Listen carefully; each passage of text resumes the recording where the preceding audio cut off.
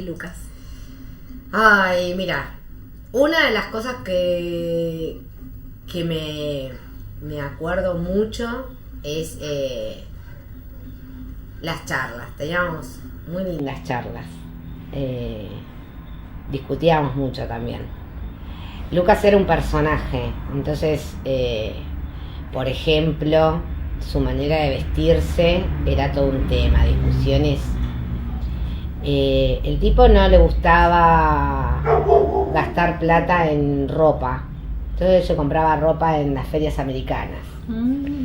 Y tenía un gusto bastante particular. Pero más allá de eso, andaba en zapatillas que 16 eran... años aparte, ¿no? Sí, pero aparte, porque tenía unas zapatillas que no era que estaban rotas, estaban Estropear. claro, pero era separada la suela, ¿entendés? Entonces él, ¿qué hacía? Agarraba un hilo de esos plásticos, se ponía la zapatilla y se la daba vuelta así y se la ataba. No. Y yo decía, no podés andar con eso en la calle, porque la gente se va a pensar que sos un pordiosero. Y no le importaba nada, Discutía mucho con el papá. Por ejemplo, el papá le decía, bueno, lo llevaba a comprarse un jean. El tipo se lo elegía todo. Y cuando llegaba el momento de pagar, se le decían, ponele, en esa época, 600 pesos. No, ni loco. Y él decía, pero te lo compro yo, te lo regalo yo. Gasolero. No, yo no voy a gastar 600 pesos en un jean, no. Déjalo. Y el padre no podía creer porque no era que se lo cobraba, que se lo regalo yo. No. Y él no iba a gastar. Entonces él se compraba en feria americana y venía. Pues yo tengo un tapado negro que adoro, que es largo y que tiene así como corte princesa. Y yo lo amo, pero lo uso cuando salgo, cuando voy a... Él se lo ponía para todos los días y en bicicleta se iba con mi tapado. Yo voy a creer. Bueno, Decía, compartía. no, sí, compartía porque te agarraba lo que viniera. Pero bueno, tenía así como... Andaba de corbatita, me acuerdo, mucho tiempo anduvo con chalequitos de esos, de los de tipo de traje, pero bueno, remera y chalequito. Claro. Tenía una, para todo era igual, muy personal. Pero bueno, con el tema de la ropa, con el tema del corte de pelo. Sí, leí algo muy gracioso acá, de que nunca salía conforme de las peluquerías. peluquerías. Y aparte te hacía pasar un papelón, porque...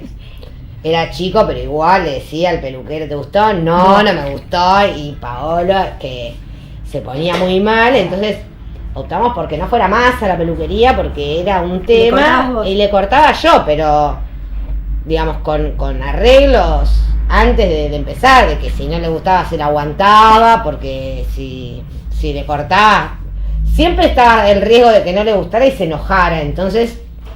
yo le decía, bueno, yo te corto, pero si no te gusta, pues yo no soy peluquera. Le cortaba, igual él después iba y se terminaba de emparejar y de acomodar él. Me gusta, muy pero bien. Bueno, sí, teníamos que hacer esos acuerdos porque era bastante especial. Eso que tenía unos pelos, unos rulos. ¿Y eso no era también porque el ambiente de la música lo hacía un poco así? No, siempre fue así, siempre tuvo una personalidad. Nosotros nos reímos porque de chiquito... Me acuerdo que desde chiquito él decidía qué ponerse. Entonces tengo fotos de vacaciones en la playa y el tipo con borcegos. Un calor y él con borcegos. Y tenía 2 años, igual. No. Siempre tuvo su personalidad. O se ponía una bermuda escocés y una camisa con otro escocés. Y yo decía, no podés poner. Sí. Cuadradito con cuadradito pega, me decían en una mortal. Siempre tuvo así como muchísima personalidad. Me acuerdo que la mamá de acabo de decir una mala palabra, pero por citarlo a él y nada más. Pero la mamá de Paolo, Lucas era chiquito y la mamá cosiendo le hace un marinerito, con cuello ese de marinerito, así. Sí, importante. Todo como era una tela de rayitas. Y lo tenía colgadito en la percha, así ahí en el living de su casa para cuando llegáramos, y le iba a decir a Lucas, Y Lucas era re chiquito y entró y lo vio y dijo, yo esa ropa de boludito no me voy a poner. Yo me quería matar porque la abuela pobre se lo había hecho con todo el cariño. Pero no, desde muy chico siempre tuvo mucha personalidad. ¿A qué fecha de nacimiento? 21 de mayo. Hace poquito tuvimos el cumple. Eso es lo que me llamó la atención. Festejaron el cumple y es una forma de celebrar la vida y no... Siempre, desde el primer año que Lucas no está, celebramos su vida, celebramos haber sido parte de su vida. ¿El año que nació? En el 91. Y fue papá muy joven. Sí, re joven, lo quería matar. En realidad no lo quería matar, pero me acuerdo que el día que me enteré no sabía si tenía que estar contenta. Sorprendida. La llamaba a mi amiga y le decía... ¿Qué hago? Ay, no sé si quiero celebrar... Bueno, lo primero que la llamo y le digo, escúchame, venite, era para las fiestas que nos enteramos. Le digo, venite para casa porque tengo una noticia. Voy a ser abuela. Y me pregunta de cuál de mis 2 perras, porque yo tenía 2 perras, nunca se lo imaginó, mi hijo tenía 16 años. Ay, ¿de cuál? No, de Lucas. Ya voy, Selina. Entonces le digo, abre una sidra, porque era lo que teníamos en época de fiestas. Y estábamos en el fondo las dos y celebrábamos y festejábamos por un momento y al otro momento digo, me quiero morir y al momento, pero bueno. ¿Qué impacto? Obviamente. Entendí que era la vida de él, que no era mi vida, que era una decisión absolutamente de mi hijo y que yo tenía que acompañar en lo que él decidiera hacer. Lucas decidió con su mamá. Sí, qué sé yo, también he conocido tanta gente de 40 años que no madura nunca, que sí, para mí no era ni una garantía, ni una cosa ni la otra. ¿Y qué es paz para vos? ¿Qué es paz? Y paz es, para mí, una de las cosas que es una maestra. Para mí, paz nos enseña todos los días. Es un reflejo, es un espejo donde uno se mira y yo muchas veces cuando a veces te gana la tristeza o el bajón y me decís, si paz puede... Yo tengo que poder. Es que es ese sol, ¿no? Yo compartí con Lucas 20 años de mi vida y Paz tan solo 4. Sé lo que es vivir sin mi hijo. No sé todavía lo que es vivir sin mi papá, pero veo que Paz tiene que hacerlo, entonces muchas veces siento que es más difícil lo de ella. Que no puedo yo quedarme en una situación de ser la única que sufre. Acá hay muchos que sufren con la ausencia de Lucas. Paz es una de ellas, sin embargo Paz disfruta de la vida, es feliz. Lo puso su papá en una estrellita, ¿cómo es la historia? Sí, Paz desde que se enteró, esa misma noche salió al patio a buscar la estrella que más brillaba y ella está convencida que su papá es eso, es la estrella que más brilla. Nos hemos reído porque... Hay una anécdota, ¿no? Sí, y ahora la mamá de Paz está en pareja, su pareja tiene una nena chiquita, es más chica que Paz, y cuando se conocen, ni bien se conocen, hace un par de años, Paz me decía, no entiende, abuela, no entiende, porque le muestro la estrella y ella me dice, yo miro y miro, pero a tu papá no lo veo. Y Paz venía indignada, porque la otra no lo veía el padre. Es más, pobre Luli, le ofrecía a su papá, y Paz venía y decía, no entiende que yo papá tengo, que no puedo tener 2 papás. ¿Te das cuenta la madurez de los chicos? No, sí, es una grosa, para mí es una grosa, en todo sentido. La verdad es que Paz no solo es eso, sino es una partecita de Lucas. Es la proyección, sin duda. Sí, sin duda, y tiene un montón de cosas muy parecidas a su padre. Nada, yo cuando me pregunto por qué Lucas fue papá tan joven, hoy... Encontrás una respuesta. Sí, tal cual. ¿Qué es Lara para vos? Y Lara es mi bebé, aunque no le gusta que le digan mi nena. ¿Cuántos años tiene Lara? Y Lara hoy es más grande que Lucas, que es extraño pensarlo así, porque era la hermana más chica, es mi hija, que se convirtió en hija única, y Lara es todo. Es mi compañera, es una amiga, es a veces mi mamá porque me reta, pero no deja de ser mi chiquita. Hoy Lara es también con quien puedo compartir. Ser una mamá diferente, una mamá que aprendió a ser. El otro día decía... La mamá de una víctima en una charla es mamá de cielo y de tierra, y así, ¿no? Yo siento que soy mamá de Lucas y soy mamá de Lara. Lara ha tenido a la mamá que era antes de la tragedia y tiene esta mamá que seguramente comete muchísimos errores como todas las mamás. Yo esta vez, ahora digo, sé que cometo errores muy conscientes.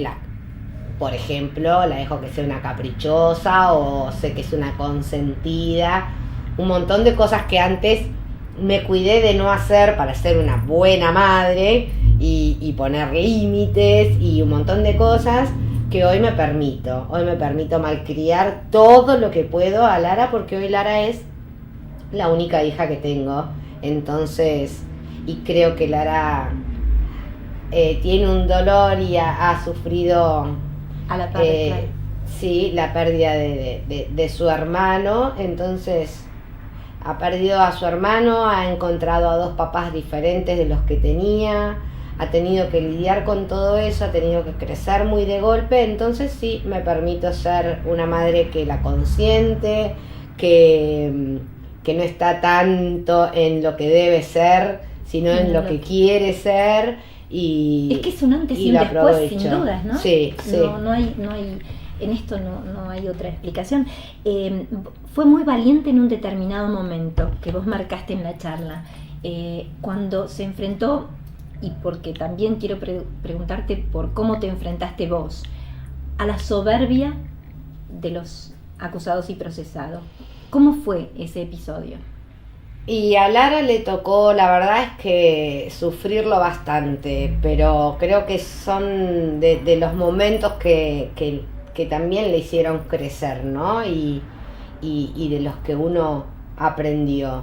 El primer día del juicio, Ricardo Jaime encontró en Lara como un punto débil y se dedicó a intimidarla, tan solo con clavarle la mirada y no dejar de mirarla. Y estábamos en el bar de Comodoro Pi, en el piso 9, y no le quitaba los ojos de encima. Es una afrenta terrible, sí, desde lo humano, difícil. Más allá de todo. Es difícil porque ya para esto uno venía pensando cómo se iba a sentir cuando lo estuviera ahí, frente a frente. Es muy difícil. ¿Te habrás preguntado vos cómo te ibas a sentir? Claro, yo me lo pregunté muchísimas veces cuál iba a ser la reacción, porque uno también puede pensar mil cosas, pero en el momento reaccionar como puede.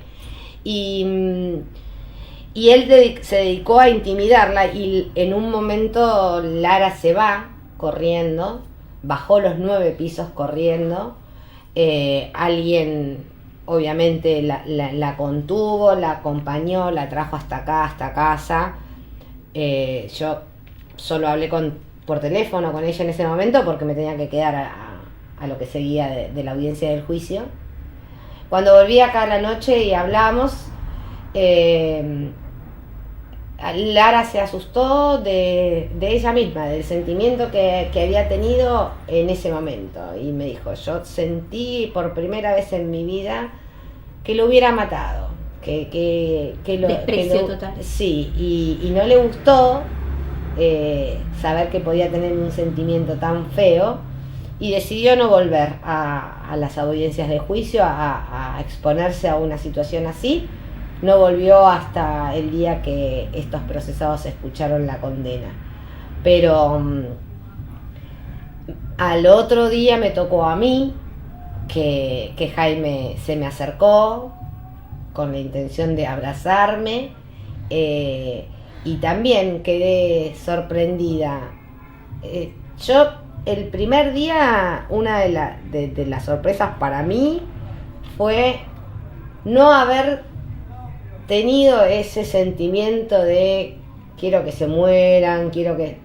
No, la verdad es que los tenía ahí adelante, quiero que paguen, quiero que estén en la cárcel, quiero que la justicia los condene, pero yo solo quiero eso, yo no, una cosa era decirlo, pensar que es esto, porque bueno, porque es lo correcto, y otra cosa es poder experimentar, realmente tenerlos ahí enfrente y sentir, bueno... están en el lugar que les corresponde. Sí, y reafirmo y reconfirmo que lo que me motiva es un sentimiento de necesidad de justicia y no de venganza. Si hubiera sido venganza, hubiera sido fácil para nosotros salir a buscarlos y encontrarlos en cualquier lado y actuar de otra manera. No es lo que hicimos, no es lo que elegimos, pero bueno, que llegue el momento y uno poder sentir la tranquilidad de, bueno, todo lo que pienso y lo que digo es realmente también lo que siento, está bueno, aun cuando Jaime intentó esto, ¿no? No solo me quería abrazar, sino me quería explicar lo mucho que había sufrido él con la muerte de Lucas, con lo que decían, y yo no podía creer que el tipo que finalmente va a ser condenado, que dejó que pasara todo esto, esa hipocresía. Ahora viniera a decirme que lo mucho que le dolía, una cosa increíble. ¿Qué sintió tu corazón frente a la hipocresía? No, primero sentía como asombro, porque no podía creer lo que me quisiera aplicar a mí lo que él sufría. Después ya no, porque no fue la única actitud. La mujer de Juan Pablo Schiavi, siendo psiquiatra, la señora, también lo ha hecho. Ha agarrado a la mamá de Tatiana, por ejemplo, para decirle lo mal que estaban sus hijos por culpa nuestra, que el padre tenía que atravesar todo este proceso. Y nosotros decíamos, o sea, ustedes, los familiares de las víctimas, eran los culpables del sufrimiento de los hijos de Schiavi. Que no cumplían lo suyo. Sí, no, que aunque Schiavi esté en Cana, sus hijos podrán ir a visitarlo, digo. Pero ahí es donde uno empezó a ver que, bueno, que la lógica de esta gente tiene rasgos psicopáticos. Ellos creen que ellos son las víctimas y nosotros los victimarios. Pero bueno, nada, yo lo único que pensaba, ¿no? Sí, yo creo que sí. Yo creo que mentira. Creen su mentira. Yo creo que lo único que pensaba en ese momento era no le voy a dar lo que quiere, que es que yo reaccione de una u otra manera. No me va a hacer llorar, no me va a hacer que lo insulte, que le diga nada. Entonces, nada, lo único que hacía era mantenerme como estatua frente a nada, lo absurdo. Sí, nada, no quería darle a él nada, digamos, que él se hiciera y dijera todo lo que quisiera, sintiendo de que de mí no había sacado absolutamente nada. Y que él no había logrado, digamos, tocarme. Ahora la realidad es que sí, cuando volví a mi casa estuve después 2 días en la cama que no me podía levantar, parecía que me habían pegado. No se puede creer, pero claro. Es lógico. Pero bueno. Pero sin embargo, esa fortaleza, ¿cuánto tiene que ver con el budismo que profesás? Yo creo que mucho. Yo creo que uno, en mi caso, yo practico la fe budista, pero cualquier fe, cualquier creencia que uno tenga que le permita sortear estas situaciones, que le permita seguir valorando la vida más allá de los sufrimientos que la vida tiene. Los sufrimientos son parte de la vida, no existe una vida sin sufrimiento. Entonces lo que hay que ver es cómo hacemos para convivir con ellos. Yo, una de las cosas que estoy convencida es que todos de una o de otra manera, tenemos algunas convicciones, algunas cosas en las que creemos realmente y que en algún punto sucede algo que nos pone a prueba. ¿Realmente creemos esto que estamos diciendo y que venimos practicando y que creemos que es nuestra fe o no? Y cuando sucede la tragedia de Once, sentí que era el momento en donde poner en práctica toda la teoría. Que si a mí no me servía para atravesar esta situación, entonces era No todo era válido. mentira. Claro. O por lo menos no era lo que a mí me estaba sirviendo. Y creo que muchas veces nos pasa. Creemos que estamos convencidos de algo y cuando hay que ponerlo en práctica, ahí ya no estamos tan convencidos.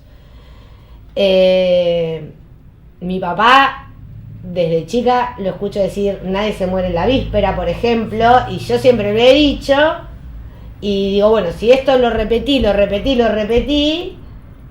hoy tengo que seguir creyéndolo, o me estuve mintiendo toda mi vida.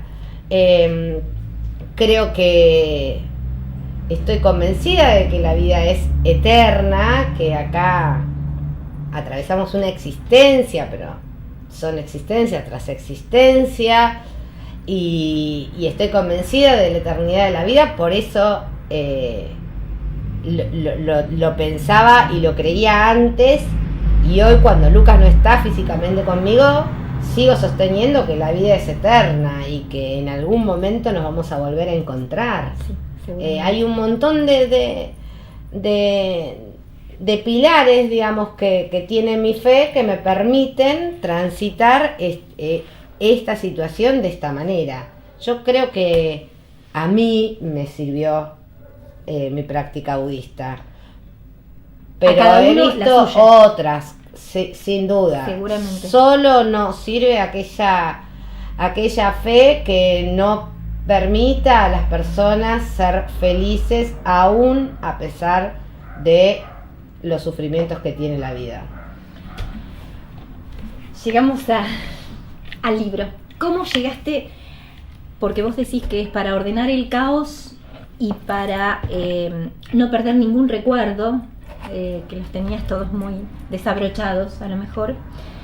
Incluso hasta tiene una fajita el libro, sí, como para que quede muy sujeto todo lo que está acá. Hay una María Luján muy genuina, que es la que estoy viendo, con la que estoy compartiendo mate. ¿Cómo lo definirías? ¿Es el resultado? ¿Es la síntesis de tu vida y de este después? ¿Es una a partir de? Mira, la reconstrucción. Para mí, desde mis zapatos, es en primer lugar un desafío, porque yo no escribí un libro, yo escribí para mí, y me sentaba y escribía, y me aliviaba escribir, me ordenaba, me daba cuenta que había lagunas de momentos que tenía que rellenar, y entonces salía a preguntarle a otros, y ahí iba armando como una cronología. Pero también me servía porque después de la tragedia hubo muchas cosas que vienen, no solo con la ausencia de Lucas y con el dolor, sino también con la lucha, la exposición pública. Uno tiene que aprender a tantas cosas, desde armar un acto, desde a cómo manejarse con los medios. Hay un montón de miedos que no solamente tienen que ver con no tener a Lucas. Entonces, todo eso lo escribía. ¿Era catarsis? Era de todo un poco. Para rearmarte. Cuando sabía que ahí había algo que me generaba mucha angustia, mucho dolor, me parecía injusto compartirlo con cualquier otro. Al día de hoy, por ejemplo, yo cuando por X razón me gana la angustia o estoy muy triste, yo sé que si se lo digo a mi amiga no puedo hacer nada con eso, porque si estoy triste, más que porque el abrazo, extraño a Lucas, más que el abrazo, y bueno, y lo extraño a Lucas, y digamos, no hay nada que pueda calmar eso. Entonces me parecía que era contarle al otro para generarle al otro una angustia de la impotencia, de no poder hacer nada por mí, de cargarle de angustia a otra persona que digo, yo a veces lo comparo con el dolor de muela. Yo te puedo contar, o vos me puedo contar todo lo que te duele, pero eso no hace que te duela menos. Y yo te puedo decir, ay, yo te entiendo porque a mí me dolía, pero igual a vos te va a seguir doliendo. Entonces me parecía que no era justo. Entonces lo escribía, porque como que me lo sacaba de encima, pero no cargaba a nadie con esa mochila. ¿Qué le iba a decir a mi hija? Que estaba triste, o que me daba miedo tal cosa, o que estaba angustiada. Si ella ya tenía lo de ella. Entonces escribía y sentía que me liberaba, que me ordenaba.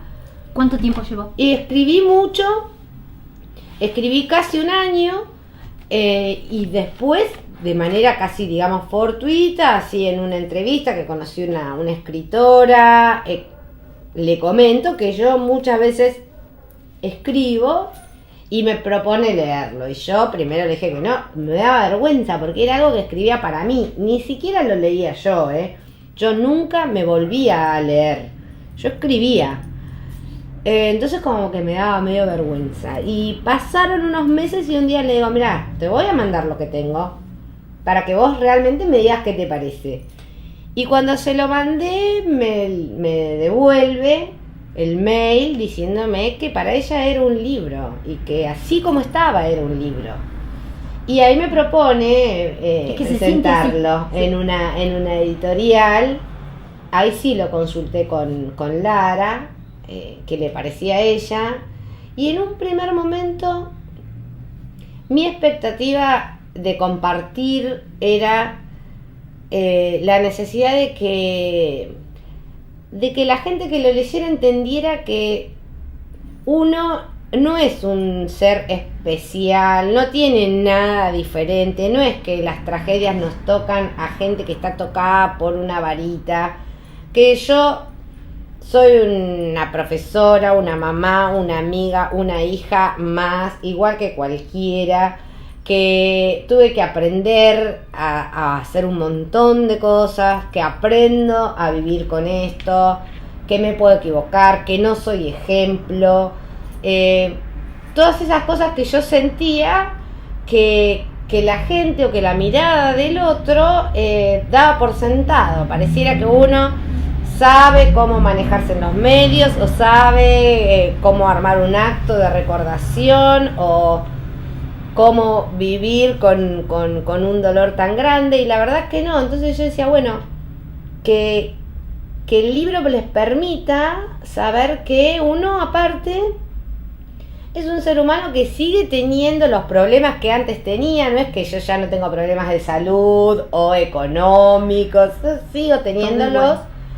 Y también esto, ¿no? Que no soy solamente la mamá de Lucas, el de la tragedia de 11, soy también la mamá de Lara, abuela. También la abuela de Paz.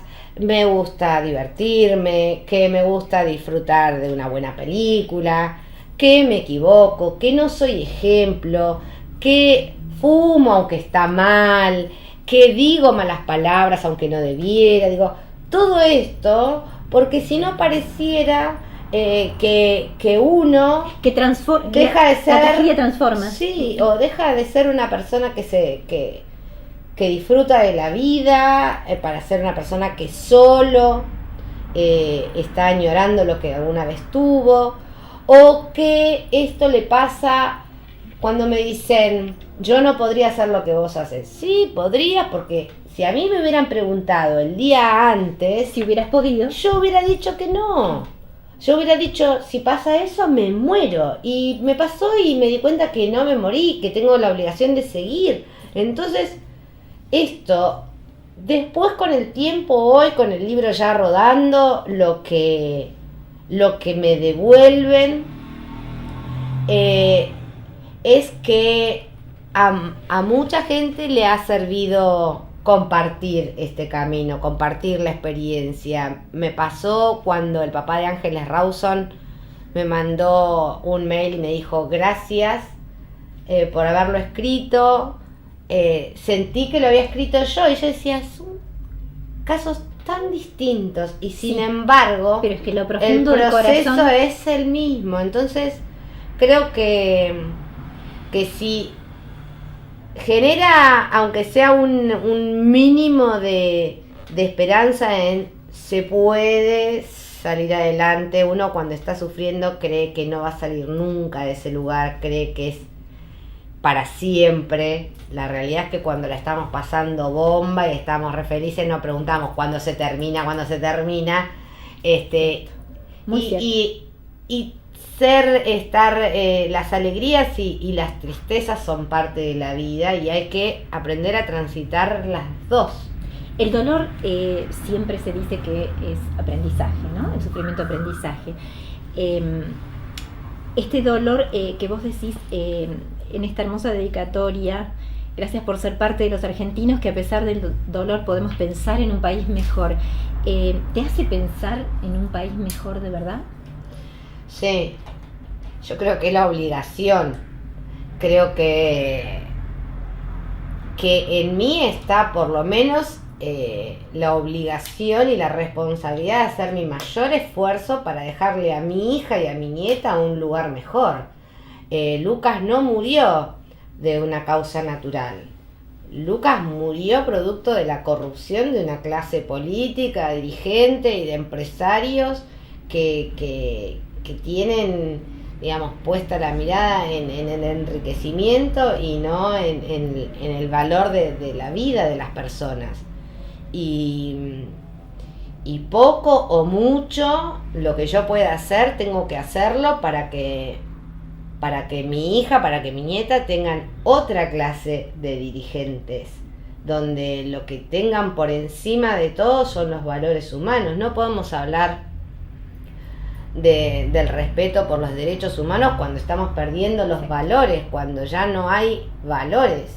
Entonces, creo que sí, y estoy convencida de que cada uno, desde el lugar que sea y desde el lugar que ocupe, tiene la posibilidad de aportar en ese sentido, que no se necesita ser presidente, diputado, no.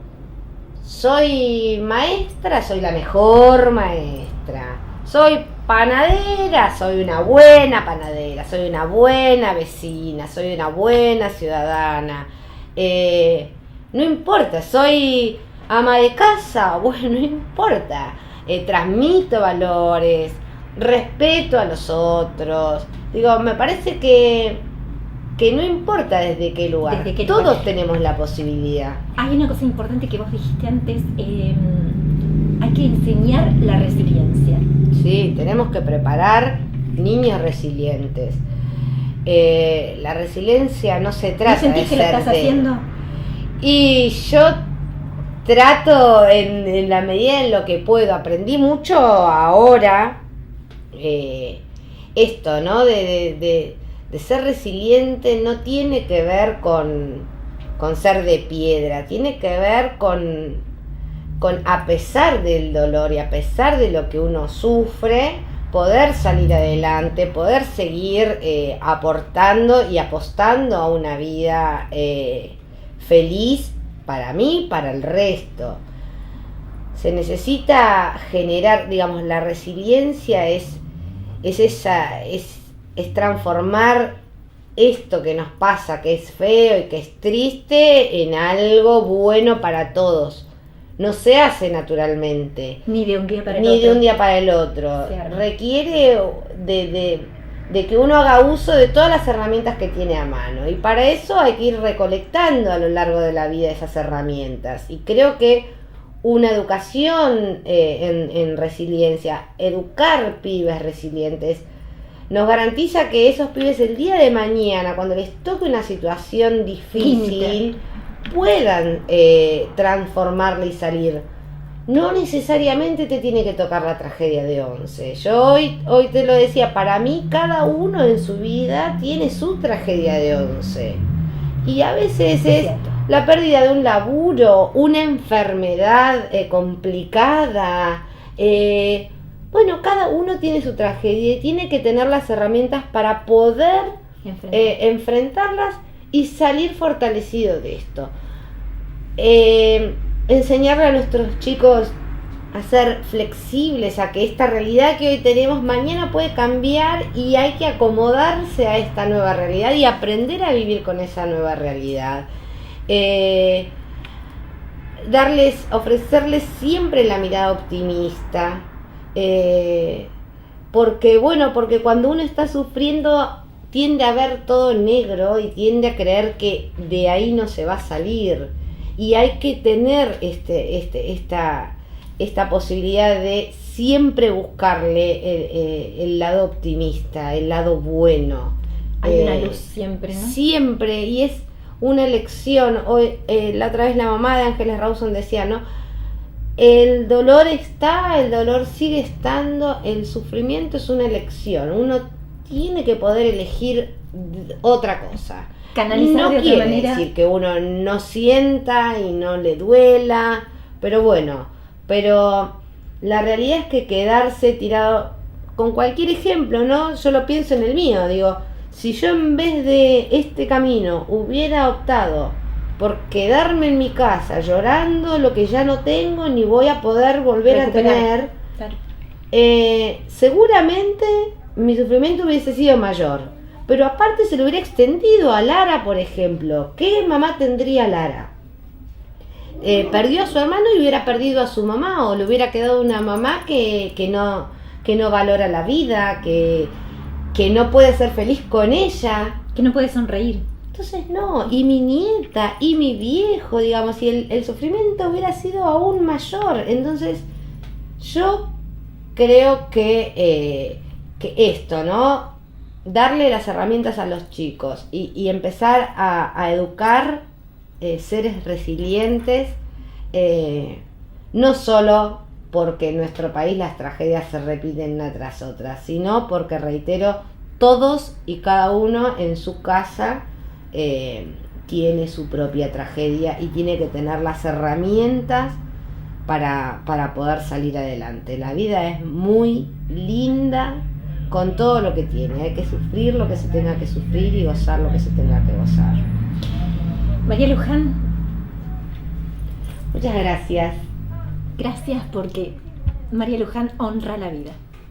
Muchas gracias. Permanecer y transcurrir no es perdurar, no es existir, ni honrar la vida. Hay tantas maneras de no ser, tanta conciencia sin saber.